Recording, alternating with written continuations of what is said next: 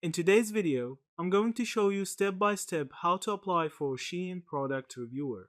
The first thing you'll need to do is head over to the official Shein website. Once you're there, look for the section called Free Trial. This is the place where all the product reviewing opportunities are listed. Next, click on the Free Trial Center option.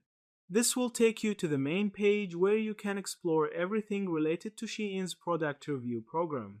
At the top of the page, you'll see a small profile icon. Click on that and choose Continue with Google to log in. Be sure to sign in with the same Google account that you normally use for your Shein shopping, as this will keep everything connected. Once you're logged in, you'll notice several tabs such as My Applications and My Reports. These are important because they help you keep track of which products you've applied for and which reviews you've already submitted.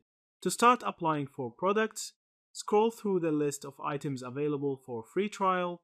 You'll find a variety of things, from clothes and accessories to beauty items. If you see something that catches your eye, simply click the free trial button on that product.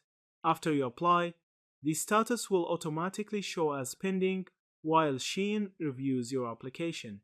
If you're lucky and get selected, you'll receive the product completely free of charge.